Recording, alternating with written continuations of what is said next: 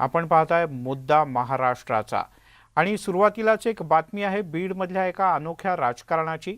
बहीण भावांमधलं अर्थातच मुंडे बहीण भावांमधलं द्वंद्व हे सगळ्या महाराष्ट्राला चांगलंच माहिती आहे। महाराष्ट्रातली कुठलीही निवडणूक असो, बीड जिल्ह्याशी त्याचा संदर्भ असला की मुंडे विरुद्ध मुंडे असा वाद आपल्याला सगळ्यांनाच पाहायला मिळतो। मग अगदी लोकसभेची निवडणूक असो, विधानसभेची किंवा ग्रामपंचायतीपर्यंत कुठलीही, पंकजा मुंडे यांच्या विरोधात कायमच धनंजय मुंडे जोर लावून निवडणुकीच्या मैदानात उतरतात आणि दरवेळेला एकमेकांच्या पराभवासाठी डाव आणि प्रतिडाव टाकले जातात। मुंडे बहीण भावांच्या या वादात यावेळेला मात्र तिसऱ्याचाच फायदा झाल्याची घटना बीड जिल्ह्याच्या केजमध्ये पाहायला मिळते। बीडच्या केजमध्ये काँग्रेसनं बाजी मारले। होय, दोघांच्या भांडणात तिसऱ्याचा लाभ ही म्हण इथे तंतोतंत खरी ठरली आहे। नुकत्याच बीड जिल्ह्यामध्ये झालेल्या नगरपंचायत निवडणुकांमध्ये विजयाच्या आणि सत्ता स्थापनेच्या श्रेयवादावरून मुंडे बहीण भावांमध्ये काहीशी जुंपली होती आणि याचा नेमका फायदा उचलला तो काँग्रेसच्या खासदार रजनीताई पाटील यांनी। थेट जाऊयात आपण, पंकजा मुंडे बोलतायत तिथे। मी नामधारी मंत्री आहे, माझ्या आयुष्यात मी काही करू शकणार नाही, आम्ही एका शब्दाने पुढच्या 3 वर्ष नाव घेणार नाही तुमचं। पण तुमचा जर पालक तुम्ही आहे तर आम्ही जिल्ह्यात रेमडेसिवीरचा काळा झाला कुणाला विचारणार, वाळू माफियाचा गोंधळ चाललाय कुणाला विचारणार, एक अधिकारी म्हणतो मला रिव्हॉल्वर द्या संरक्षणासाठी, आम्ही कुणाला द्या विचारणार। या आम्ही कोणते रस्ते केले कोणते नाही रस्ते केले याचं श्रेय घेण्यापेक्षा स्वतः रस्ते आणा ना, स्वतः विकास करा ना। मग आम्ही नाही सांगणार का हे रस्ते आमच्या काळात दिलेत, आम्ही हा सुरेन हा जयद्रथ करून दाखवायला तयार आहोत। तुम्ही जे प्रश्न विचारले तेवढ्याच प्रश्नाचे उत्तर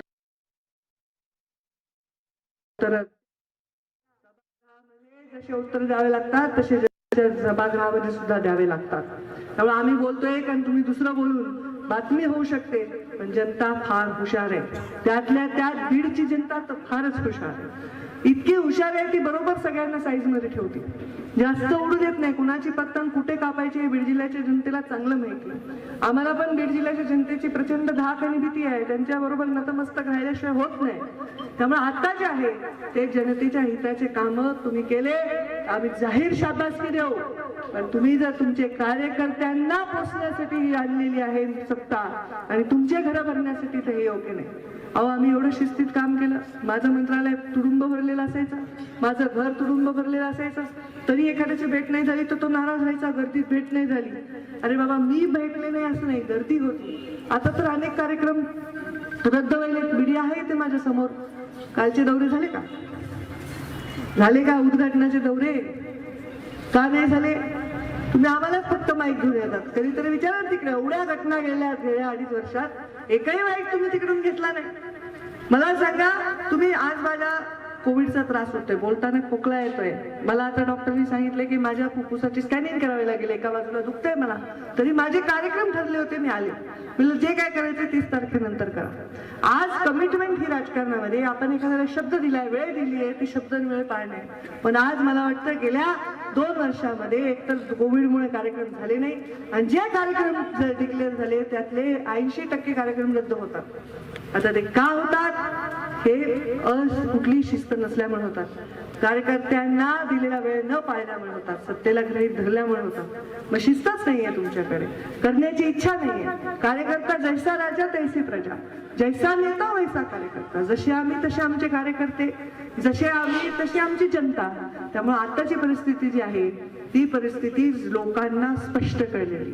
पंकजा मुंडे आरोप करत नाही, पंकजा मुंडे तर उलट शांत आहे। 2 वर्ष सगळे म्हणले ताई तुम्ही शांत बसा, मला बघू द्या, खेळू द्या, नुसतं बॉल येईल आणि प्लेड आणि पुढे काय? एखादा तर मारा विकासाचा छक्का, एखादा मोजायची 10-20 लाखाच्या बजेट मोजायची सवय लागलेली नाही।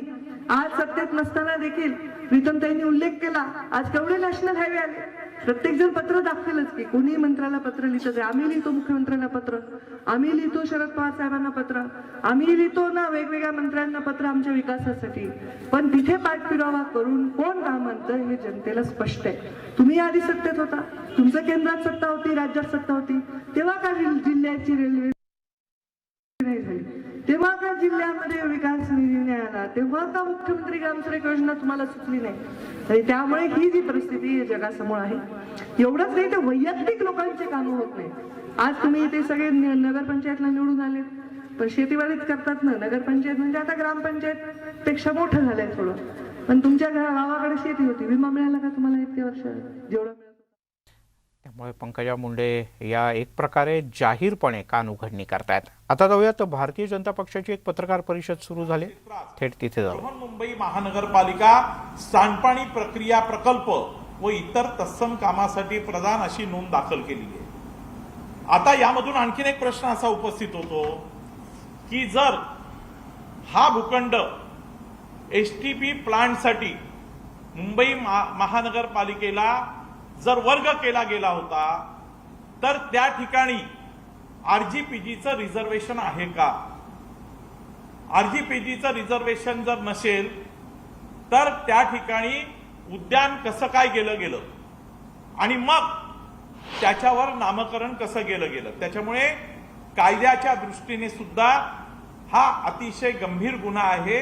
आणि म्हणून मुंबईच्या महापौरांना आमची विनंती आहे की वस्तुस्थिती दर्शक सगळी कागदपत्र आपल्या समोर आहेत.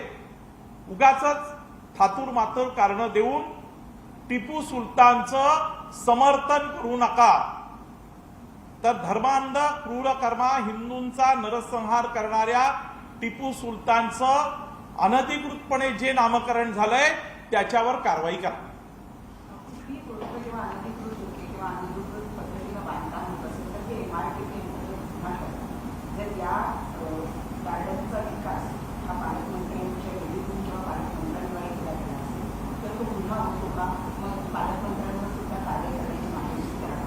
आम्ही सुरुवातीलाच तुम्हाला असं सांगितलं की कायद्याप्रमाणे जे काय गुन्हा घडलेला आहे त्याच्यावर कायद्याप्रमाणे कारवाई व्हायला पाहिजे.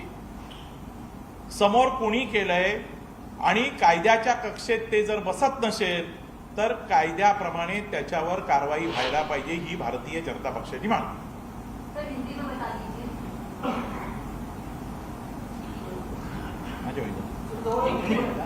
नहीं आपको यहाँ बैठना पड़ेगा. बैठो. यहाँ बैठना पड़ेगा, भैया वाले.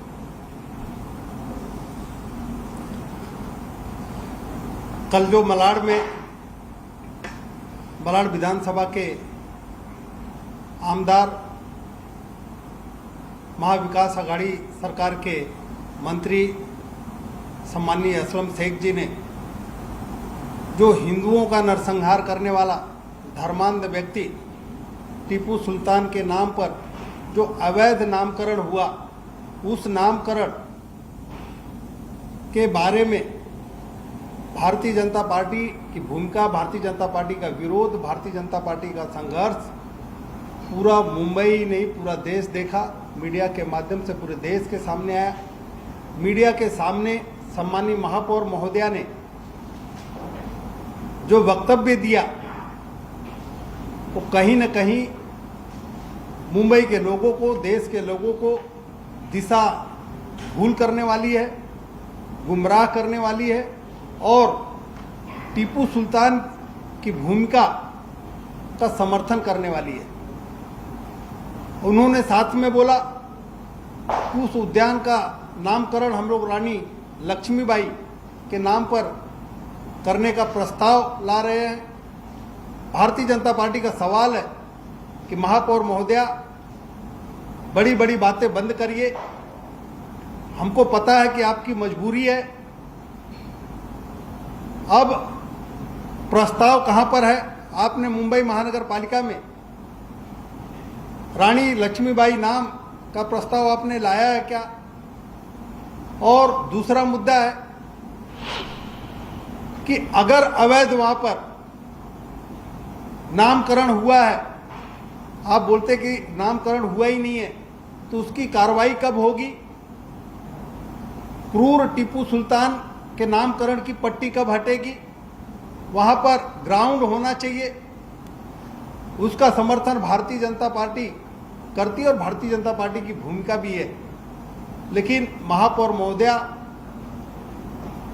महानगर पालिका में भी आपकी सरकार है, राज्य में भी शिवसेना की सरकार है। माननीय हिंदू हृदय सम्राट बाला साहब ठाकरे के सुपुत्र उद्धव ठाकरे जी मुख्यमंत्री हैं और जहां पर मैदान बना है, जो उपनगर के पालक मंत्री सम्माननीय आदित्य ठाकरे जी हैं, तो महापौर महोदया आपसे निवेदन है कि हिंदुओं की भावना को देखते हुए और जो वहां पर इलीगल काम हुआ है, जो गलत तरीके से बोर्ड लगाया गया है, उसके ऊपर कार्रवाई करने का निर्देश दें। अमित साटम जी का नाम भी लिया गया है, उन्होंने 2 रोड के नाम जो है उनको लेकर भी बात की, इसको लेकर क्या करेंगे? ये पूरी तरह से महापौर महोदया की भूमिका संदिग्ध है। उन्होंने जो डॉक्यूमेंट्स प्रोड्यूस किए हैं उस पे जो डॉक्यूमेंट्स है उस पे काट छाट की हुई है और उसमें जो ओरिजिनल प्रस्ताव है, मूल प्रस्ताव है, मेरा आपके माध्यम से महापौर महोदया को आह्वान है कि महापौर महोदया जो ओरिजिनल प्रस्ताव है उस प्रस्ताव को आप मुंबई की जनता के सामने, लोगों के सामने रखिए। माननीय आमदार अमित साटम जी जो कानूनी कार्रवाई है वो तो कर ही रहे हैं और भारतीय जनता पार्टी के माध्यम से हम मांग करते हैं कि मुंबई के लोगों की और देश के लोगों की दिशा भूल आप न करें, उनको गुमराह न करें और जो आपकी भूमिका है कि आप टीपू सुल्तान के साथ में खड़े रहेंगे या रानी लक्ष्मीबाई के साथ में खड़े रहेंगे या छत्रपति शिवाजी महाराज जो उड्डाण, उनका नाम मुझे लगता है उपनगर में पास हो गया, 6 महीना हो गया। आज हाउस में मुख्यमंत्री महोदय ने उस पुल का उद्घाटन भी कर दिया है, लेकिन आज तक छत्रपति शिवाजी महाराज के नाम पर पुल का नामकरण नहीं हुआ। आप उस पर भी अब लगता है कि जवाब देने का समय आ गया। तेव्हा आपण पाहिलं की हा टिपू सुलतानच्या नामकरणाचा वाद हा चांगलाच गाजणार आणि तो क्षमता काही शमणार नाही असंच दिसतंय। तिकडे वळूयात पुढच्या बातमीकडे। औरंगाबादमध्ये सुद्धा पुतळ्याच्या उद्घाटनावरून एक वेगळाच वाद रंगताना दिसतोय। हा वाद परत एकदा शिवसेना भाजपमध्येच रंगतोय। औरंगाबादमध्ये नुकत्याच बसवण्यात आलेल्या छत्रपती शिवाजी महाराजांच्या पुतळ्याचा राजकारण मोठ्या प्रमाणात होताना दिसतंय। शिवसेनेनं या पुतळ्याचं लोकार्पण 10 फेब्रुवारीला मुख्यमंत्री उद्धव ठाकरे यांच्या हस्ते करण्याचं नियोजित केलंय। मात्र 19 फेब्रुवारी रोजी छत्रपती शिवाजी महाराज यांची जयंती आहे, त्याच दिवशी पुतळ्याचं लोकार्पण करावं अशी मागणी भारतीय जनता पक्षानं केली। छत्रपतींच्या वंशजांच्या हस्तेच शिवाजी महाराज यांच्या पुतळ्याचं लोकार्पण करावं अशी मागणी सुद्धा भारतीय जनता पक्षाकडून करण्यात आली।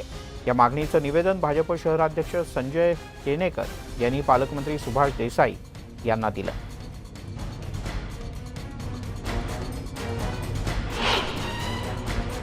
भारतीय जनता पार्टी या उद्घाटनाला 19 तारखेला शिवजयंतीच्या दिवशी आणि शिवाजी महाराजांच्या वंशजांच्या हस्ते हा उद्घाटन करावं अशी भूमिका घेऊन भारतीय जनता पार्टी ही मागणी करणार आहे आणि या गोष्टीला विरोध करणार आहे की 10 तारखेला करू नका। तुमच्या नेत्यांचे मुहूर्त आमच्या महापुरुषांच्या जयंतीचे मुहूर्त ठरवू शकत नाही। आम्ही विरोध करू की उद्घाटन हे छत्रपती शिवाजी महाराजांच्या वंशजांच्या हस्ते झालं पाहिजे आणि ते शिवजयंतीच्या दिवशी झालं पाहिजे, मुहूर्तावर झालं पाहिजे। आपले प्रतिनिधी सिद्धार्थ गोदाम आपल्यासोबत आहेत। सिद्धार्थ, आधी पुतळा येण्यावरनं अडचण, मग तो उभारताना बरीच लगबग आणि आता पुतळ्याच्या उद्घाटनावरनं पुन्हा वाद। मिलिंद, जसं तुम्हाला प्रश्न पडलेला आहे ना तसंच सर्वसामान्य लोकांना सुद्धा हा प्रश्न पडलेला आहे आणि आता साधं उदाहरण आहे की येऊ घातलेल्या निवडणुका। आता औरंगाबाद महानगरपालिकेची निवडणूक काही महिन्यांवर आलेली आहे आणि आधीच आपल्याला माहिती आहे सेना भाजप एकमेकांना आडवं जाण्यामध्ये, एकमेकांना कचाटीत पकडण्यामध्ये कुठेही कसर सोडत नाही, एकमेकांवर राजकीय हल्ले करण्यासाठी कुठेही मागे सोडत नाही, संधी सोडत नाहीत। आता नेमकी आयती संधी भाजपला या ठिकाणी आलेली आहे। याचं कारण नेमकं आहे छत्रपतींचा अश्वारूढ देखना पुतळा, तो आता विराजमान झालेला चबुतऱ्यावर आणि त्या ठिकाणी आता त्याच्या लोकार्पणाचा जो आहे 10 तारखेला शिवसेनेने जाहीर केलंय की 10 तारखेला मुख्यमंत्र्यांच्या हस्ते करण्याचं त्यांचं नियोजन आहे। शासकीय पातळीवर आणखी कुठे कन्फर्मेशन याला दिलं गेलेलं नाही। मात्र 10 तारखेला पुतळ्याचं जोरदार लोकार्पण करणार असं शिवसेना खुलेआम सांगत आहे. आता त्याला विरोध भाजपनं सुरू केलेला आहे, कारण 10 तारखेच्या नंतर 9 दिवसावर शिवजयंती आलेली आहे आणि शिवजयंतीच्या दिवशी शिवाजी महाराजांचा पुतळा बसवणं निश्चितपणे ही लोकांना आवडणारी मागणी आहे. कारण 10 तारखेला मुख्यमंत्र्यांना मुहूर्त भेटतोय बरं. शहरामध्ये येण्यासाठी किंवा त्यांची तारीख ठरलेली आहे. आहे. त्याच्यामुळे 10 तारखेला हा लोकार्पण सोहळा करू नये अशी मागणी आहे. आता अशी मागणी आहे. निवडणुकीत- पाहूयात नेमकं काय होतं ते सिद्धार्थ. 10 का 19 मुहूर्त कुठला ठरतो ते. आपण पाहताय मुद्दा महाराष्ट्राचा. बातमी आहे कोल्हापुरातून. कोल्हापुरात कचरा घोटाळा प्रकरणी भारतीय जनता पक्ष चांगलाच आक्रमक झालाय. कचरा घोटाळा प्रकरणी दोषींवर कारवाई न करणाऱ्या प्रदूषण नियंत्रण महामंडळाला आज संतप्त कार्यकर्त्यांनी चक्क टाळं ठोकण्याचा इशारा दिला होता. त्यानुसार आज भाजपच्या वतीनं जिल्हाधिकारी कार्यालय शेजारी असणाऱ्या प्रदूषण नियंत्रण महामंडळाच्या कार्यालयात टाळं ठोकण्याचा प्रयत्न भाजपच्या कार्यकर्त्यांनी केला. यावेळेला भाजपचे कार्यकर्ते आणि पोलीस यांच्यात जोरदार धक्काबुक्की झाली. प्रदूषण नियंत्रण महामंडळाला टाळं ठोकण्याचा प्रयत्न करणाऱ्या सगळ्या कार्यकर्त्यांना पोलिसांनी नंतर ताब्यात घेतलं. 2022 तारखेला आम्ही प्रदूषण नियंत्रण मंडळाला पत्र देऊन बावड्याच्या ठिकाणी पसरलेल्या कचऱ्याबद्दल तक्रार केलेली होती. त्या दिवशी प्रदूषण नियंत्रण मंडळाचे अधिकारी येऊन पंचनामा करून घेतले. त्यावेळेला त्यांनी मान्य केलं की कचरा विदाऊट प्रक्रिया शेतात पसरलेला आहे म्हणून. 6 तारखेनंतर आज 27 तारीख आली, 21 दिवस झाले आणि 21 दिवसामध्ये या प्रदूषण नियंत्रण मंडळानं कुठली कारवाई महानगरपालिकेवर केलेली नाही आहे. त्यामुळे आम्ही आज टाळं ठोकायला आलेलो होतो. यासोबतच बुलेटिनमध्ये इथेच थांबूयात. सर्व प्रकारच्या ताज्या अपडेट्ससाठी news18lokmat.com या आमच्या वेबसाईटला लॉग ऑन करा. फेसबुक, ट्विटरवर आम्हाला फॉलो करा. आमच्या यूट्यूब चॅनलला सबस्क्राईब करा.